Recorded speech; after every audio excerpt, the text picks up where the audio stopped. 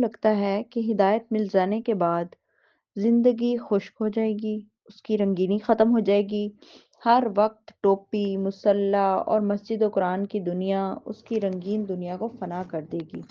نفس کو خبر نہیں کہ ایسا ہرگز نہیں ہے۔ اللہ کی دنیا سے زیادہ رنگین اور کوئی دنیا نہیں ہوتی۔ یہ کوئی ان سے پوچھے جو اللہ کی دنیا میں رہتے ہیں۔ سورۃ العنکبوت میں اللہ تعالیٰ فرماتے ہیں والذین جاہدوا فینا لنہدینہم سبلنا وإن اللہ لمع المحسنین۔ اور جنہوں نے ہمارے لیے کوشش کی ہم انہیں ضرور اپنی راہیں سمجھا دیں گے، اور بے شک اللہ نیکوکاروں کے ساتھ ہے۔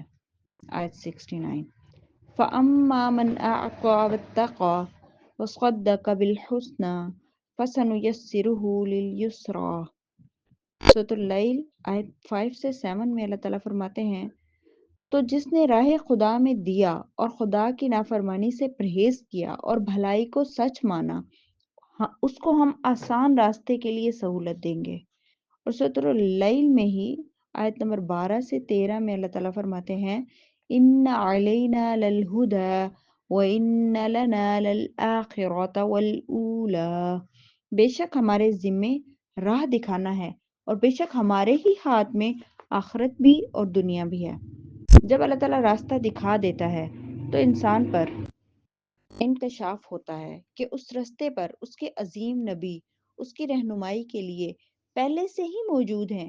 پھر اسے جس کسی استاد کی دنیا میں ضرورت ہوتی ہے وہ بھی ملا دیا جاتا ہے۔ سارا بندوبست خود بخود ہوتا ہے۔ انسان کی اتنی ہمت کہاں کہ اپنی محدود سی عقل سے اتنا بڑا کام کر جائے۔ یہ سب تو اللہ کرتا ہے۔ یہ سب کچھ بس بندے کے نام لگ جاتا ہے۔ ساری بات دعا کی ہے، نیت اور اخلاص کی ہے۔ زندگی میں ایک بار یہ دعا ہر حال میں کر لینا انتہائی ضروری ہے۔ ہمارا کام صرف یہ ہے کہ سچی توبہ کریں اور خلوص دل سے ہدایت مانگ لیں، باقی سب اللہ کرتا ہے۔ کیا ہم میں اتنی بھی ہمت نہیں کہ یہ چھوٹا سا کام کر لیں؟ کیا ہمیں اللہ سے اتنی بھی محبت نہیں؟ آج آپ کو اللہ کو یہ دکھانا ہے کہ آپ کو اللہ سے محبت ہے، اس سے کہیں زیادہ ہے۔ اس آج کو کل نہ ہونے دیں، یہ کل کبھی نہیں آئے گی۔ جو کرنا ہے آج ہی کرنا ہے۔ اللہ توفیق عطا فرمائے، آمین۔ ہدایت مانگ لینے اور توبہ کر لینے کے بعد ایسی صورتحال سے واسطہ پڑتا ہے جسے نفس ہمیشہ سے نظر انداز کرتا ہی چلا آیا ہے۔ ہدایت کا معاملہ اللہ کے ہاں پہنچ گیا، توبہ کی قبولیت بھی اللہ نے کرنی ہے۔ اب توبہ کا قیام انسان کے نفس میں رہ جاتا ہے۔ اپنی توبہ پر قائم رہنے کے لیے انسان کو قوت ارادی کی ضرورت پڑتی ہے۔ انسان کو ول پاور کی ضرورت پڑتی ہے، جو عام طور پر نفس میں کمزور حالت میں ہوتی ہے۔ جس انسان نے اپنی ساری زندگی پر توبہ کی ہے وہ ہر روز بہت سے ایسے گناہ کرنے کی عادت میں مبتلا ہوتا ہے جن سے جان چھڑانا اس کے لیے بہت بڑا درد سر بن جاتا ہے۔ اب ہر گناہ پر توبہ کا آغاز ہوتا ہے۔ نفس عادت سے مجبور ہو کر گناہ کو لپکتا ہے، پھر توبہ اور استغفار کرتا ہے، پھر گناہ کر بیٹھتا ہے۔ یوں گناہوں اور ان کی توبہ کا ایک نہ ختم ہونے والا سلسلہ چل نکلتا ہے۔ انسان جب ایک بڑی توبہ کر لیتا ہے تو تمام چھوٹے گناہوں پر اس کی یہ توبہ اس بڑی توبہ کو مضبوط کرتی جاتی ہے۔ مسئلہ یہاں یہ پڑتا ہے کہ نفس صرف گناہوں میں ہی ملوث نہیں ہوتا، بلکہ اسے کسی بھی نئی عادت، مثلاً نماز، قرآن کو اپناتے ہوئے شدید دقت ہوتی ہے۔ نیک کاموں میں فوری سرور و انبساط نہیں پایا جاتا، اس لیے عادت کو مستقل اختیار کرنا دشوار ہو جاتا ہے۔ نفس کو جس شے عمل میں فوری نتیجہ انسٹنٹ رزلٹ ملتا ہے وہ اس کا فوری عادی ہو جاتا ہے۔ جس عمل کا نتیجہ اسے فوراً نہیں ملتا ان اعمال کو اختیار کرنا اس کے لیے بہت ہی مشکل ہے۔ ایک تو پرانی عادت پر قائم رہنے کی اور واپس اپنی پہلے والی زندگی کو پلٹ جانے کی ضد، اور دوسرا نئی عادت کو اختیار کرنے میں بے پناہ تساہل اس مقام توبہ پر اسے اپنا شکار کرنے کی پوری کوشش کرتے ہیں۔ مثال کے طور پر ہر بار نفس ارادہ کرتا ہے کہ نماز کی ہر حال میں پابندی کروں گا، صبح فجر کی نماز لازمی پڑھنا ہے، مگر وقت آنے پر تساہل کا شکار ہو کر کمزور قوت ارادی کے ہاتھوں مار کھاتا ہے۔ یہاں پر بار بار توبہ کے ساتھ انکوائری کی بے حد ضرورت پڑتی ہے، ورنہ توبہ کے مقام پر قائم رہنا دشوار ہو جاتا ہے۔ ہر روز اچھے کاموں کا ارادہ کرنا اور پھر ان پر عمل نہ کر پانا، یہ واردات سب کے ساتھ ہو رہی ہوتی ہے، اور انتہائی کامیابی سے اسے نظر انداز بھی کیا جا رہا ہوتا ہے۔ اللہ کی تلاش کے سفر میں قوت ارادی کو مضبوط کرنا ہوتا ہے۔ اس کے کمزور ہونے کا صرف ایک مطلب ہے کہ نفس کو کبھی پوچھا ہی نہیں گیا، کبھی اس سے سوال نہیں کیا گیا، انکوائری کی کبھی زحمت نہیں کی گئی، یہ کبھی کسی کو جواب دے رہا ہی نہیں۔ آج کے بعد اگر آپ کوئی کام کرنے کا ارادہ کر لیں اور اس کو کرنے میں ناکام ہو جائیں، مثال کے طور پر آپ نے یہ فیصلہ کیا تھا کہ کسی صورت کسی انسان کو ہرگز گالی نہ دیں گے، لیکن عادت کے ہاتھوں مجبور ہو کر پھر ایسا ہو گیا، تو اب کی بار نظر انداز کرنے یا پچھتانے کی بجائے اپنے نفس کے ساتھ بیٹھ جائیں، کسی تنہا جگہ پر جہاں بھی موقع ملے بیٹھ جائیں، اور خود سے پوچھیں کہ جب یہ فیصلہ ہو گیا تھا تو پھر تم نے ایسا کیوں کیا؟ گہری سنجیدگی سے پوچھیں اور دھیان سے سنیں کہ کیا جواب آتا ہے۔ نفس کہے گا آئندہ ایسا نہیں کروں گا، یا یہ کہے گا کہ مجھ سے غلطی ہو گئی، خیال ہی نہ رہا۔ اس کی بات سنیں، وہ آپ کو بتانا چاہ رہا ہے کہ ابھی اس کی تربیت خام ہے، اسے توبہ کروائیں، خود کو توبہ کروائیں، اور آئندہ خود سے ایسا نہ کرنے کا عہد لیں۔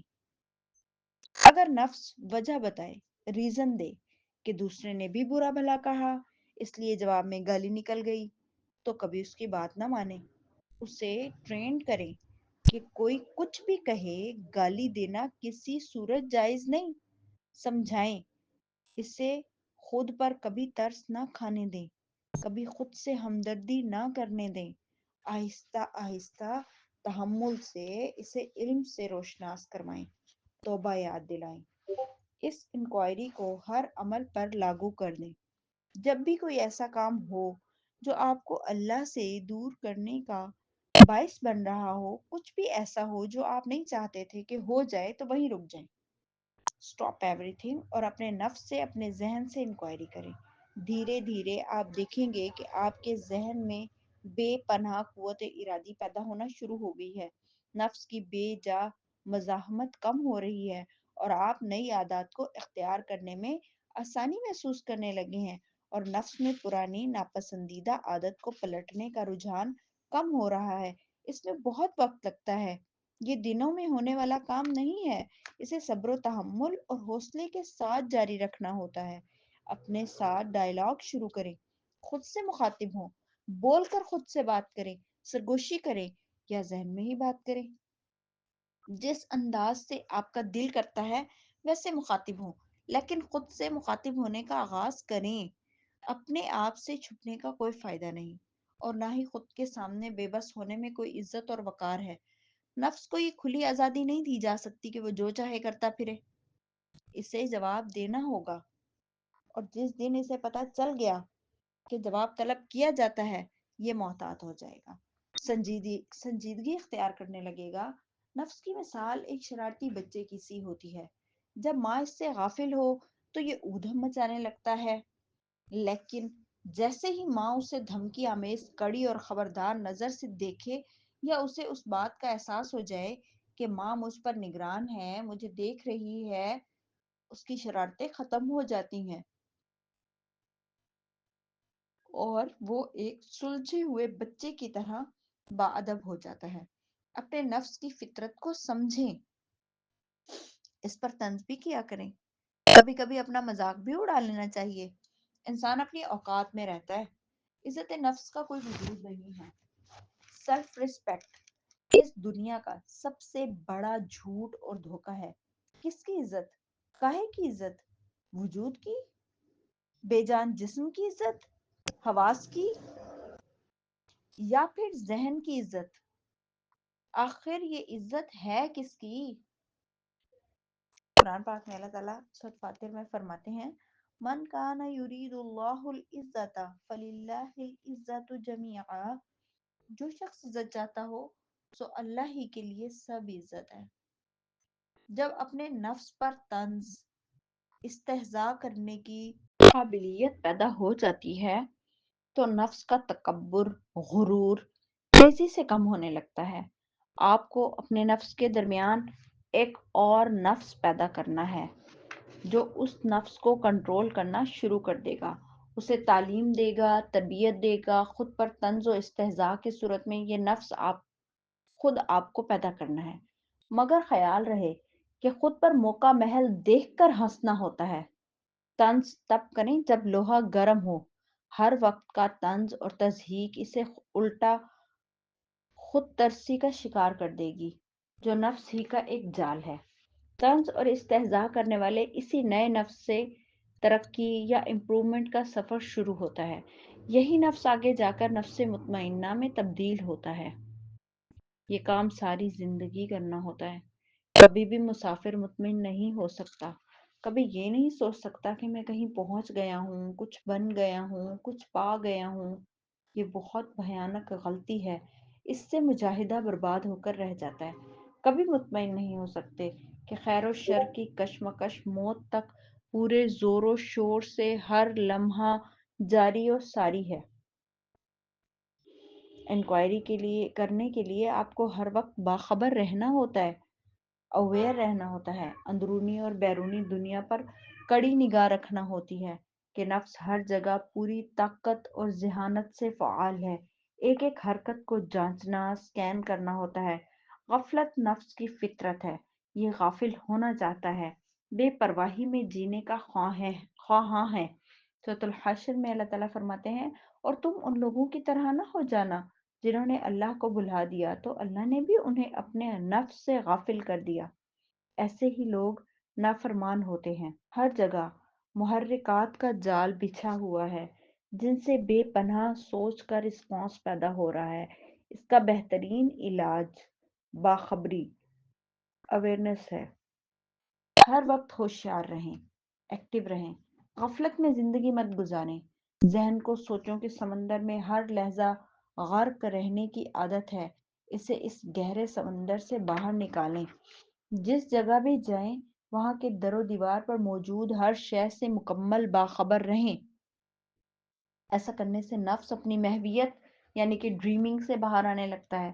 سڑک پر چلتے ہوئے لوگوں کا، موٹر سائیکل سوار کا، گاڑی والے کا، بس ٹرین میں بیٹھے ہوئے مسافروں کا مشاہدہ کریں تو آپ پر حقیقت منکشف ہوگی کہ سب اپنے خیالوں میں گم ہیں۔ اپنے ارد گرد کے ماحول سے بیگانہ ہو کر ہر آدمی اپنی سوچ کی وادیوں میں بھٹک رہا ہے۔ بظاہر جاگتا دکھائی دینے والا ہر انسان سو رہا ہے۔ اپنے ماحول سے پوری طرح خبردار رہیں، موسم کا پورا لطف اٹھائیں، ستاروں کو، چاند کو دیکھیں، پودوں کو دیکھیں، بچوں کو دیکھیں، اپنے ارد گرد موجود لوگوں کو دیکھنا شروع کریں۔ آپ کو احساس ہوگا کہ آپ سو رہے تھے، حالت تنویم یعنی کہ ڈریمنگ سٹیٹ میں تھے، ہپناٹائز تھے۔ اب آپ کو ہوش آنے لگے گی، نفس ہوشیار ہونا شروع ہوگا، غفلت زدہ آنکھ کھلنے لگے گی۔